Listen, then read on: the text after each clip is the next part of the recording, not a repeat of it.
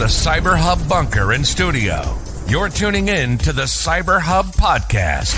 And now for your host and CISO, James Azar. Good morning, everyone. Welcome to another episode of the CyberHub Podcast Practitioner Brief. We've got a packed show for you today, talking about the Microsoft Follina Zeroday SQL servers. We're going to be talking about that. The Europol bust, China, and a little bit about the Verizon DBIR. It came out last week. I haven't had a chance to really talk about it, so I wanted to spend today's show talking a little bit about it. There's a really good write-up on Threadpost about what's really in Verizon DBIR. I said, why not bring it up on today's show? But before we do that, before we get into today's show, one, if you're looking to be part of the program, we are looking for sponsors. If you want to get your brand known, you want to be a guest on the show, go to cyberhubpodcast.com and someone from our team will contact you there. Now for our traditional cup of coffee, my Cubs mug. Yes, I know, not a big baseball guy, but it's Cubs mug. I got it in Chicago. It's real nice. All right, coffee cup. Cheers, y'all. Okay, let's get into Microsoft releasing guidance for the Office Zeroday that's used to target organizations in Russia, India, and Tibet. Seems like the work of China. We're going to talk about that here in just a moment. So Microsoft published a guidance on Monday addressing a zero-day vulnerability affecting Microsoft Word documents that cybersecurity says already being used in attacks. The issue was first discovered in a bachelor's thesis from August of 2020, reported to Microsoft on April 21st. Microsoft claimed it wasn't a security issue, but now it really is. So a few guidances around Microsoft of how to really deal with this specific vulnerability. You can see the notes on Microsoft.com, and you'll also see them in the link to the podcast. Over 3.6 million SQL servers have been found exposed on the internet. The publicly exposed on the internet SQL servers and responding to queries, making them an attractive target for both criminals and extortionists. Of these accessible MySQL servers, 2.3 million are connected over IPv4, with 1.3 million devices over IPv6. While it's common for web services and applications to connect to remote databases, these instances should be locked down altogether. In scans that were performed last week, the analyst that found the 3.6 million exposed MySQL servers using the default port TCP port 3306.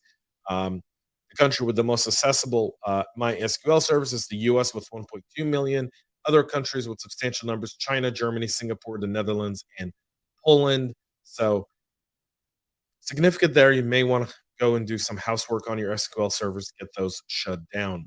Europol announces the takedown of the FluBot mobile spyware. So the FluBot, a piece of mobile malware targeting both Android and iOS, with the fast spreading that has been fast spreading through SMS, also referred to as the FedEx Banker and Cabasys. The spyware has been around since late 2020. It's mainly been focused on users in Europe, although attacks have been registered in the US, Australia, Japan, New Zealand, and elsewhere. It's using smishing to lure victims into clicking a link to download a malicious payload. So the smishing messages masquerade as voicemails and messages from the mobile operator. Once it's been installed on the device, the malware starts spamming text messages to victims' contacts to infect their devices.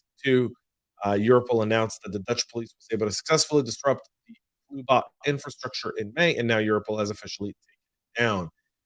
A new XLoader botnet version using the probability theory to hide its command and control servers. So they're using the probability-based approach to camouflage its command and control infrastructure, according to the latest research.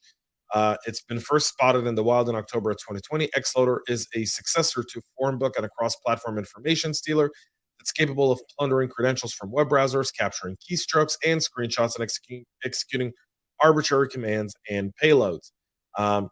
Most recently, the ongoing geopolitical conflict between Russia and the Ukraine has proven to be lucrative fodder for distributing XLoader by means of phishing emails aimed at high-ranking government officials in the Ukraine. The latest findings join previous reports which revealed the inner workings of the malware CNC network, encryption, and communication protocols. C2 communication accord with the decoy domain and the real C2, including sending stolen data from the victim. So very advanced using the probability theory. If you haven't read it, you should definitely give it a read. China, who would have thunk it, are already on the offensive, exploiting the Follina vulnerability to get moving. First spotted, we've been talking about this. So here's what we know about China. The researchers who are talking about China targeting Russia, India, and Tibet with this specific vulnerability. And China continues to be on the move, targeting all of these different nations, no different than any else before. And finally, our Verizon DBIR, ransomware, human error among the top cybersecurity risks. So the Verizon DBIR, the 2022 data breach investigation report that was published on Tuesday of last week, provided some really interesting information. One of which is that ransomware is here to stay. I a little disagree with the whole ransomware is here to stay. And the reason I say that is because I think that over time, our defenses are just getting so much better that eventually ransomware is going to be kind of like DDoS, an outlier, not really the main threat. And I'll tell you why, because I feel like the supply chain is really where everything's going to happen. And I believe the battlefield is switching from ransomware to API to data to business interruption to creating additional pipelines within the internet for a more sophisticated type of SolarWinds, Kaseya, not Kaseya type of attacks, but SolarWinds types of attacks, or Microsoft Exchange that we saw a few years ago. So supply chain was responsible for around 62% of system intrusion incidents in the year of the report. Moreover, unlike a financially motivated threat actors, this has been mostly state-sponsored actors who prefer to skip the breach and keep the access. Error, humans, and otherwise. Two more key findings of the report related to where the ultimate responsibility lies, someone either inside or outside an organization that makes a mistake. Human error continues to be a dominant trend on how and why breaches occur. Obviously, human error is responsible for 13% of breaches. The finding is primarily due to misconfigured cloud storage, which is, of course, typically someone setting it up who just didn't go through the whole piece of it. And obviously phishing. Our good friend Roger Grimes is quoted here. It's been that way since the beginning of computers and likely will be that way for decades to come, where phishing will still be a main mover. Folks, that's it for our show today. We'll be back with more tomorrow to wrap up this very, very short week. The month of June is here, so a lot going on. We'll be also doing some trivia on Friday with some really cool swag giveaway. My friends over at KnowBe4 will be joining me over the next 4 Fridays at 11 a.m. Eastern for some live trivia. Come in, tune in.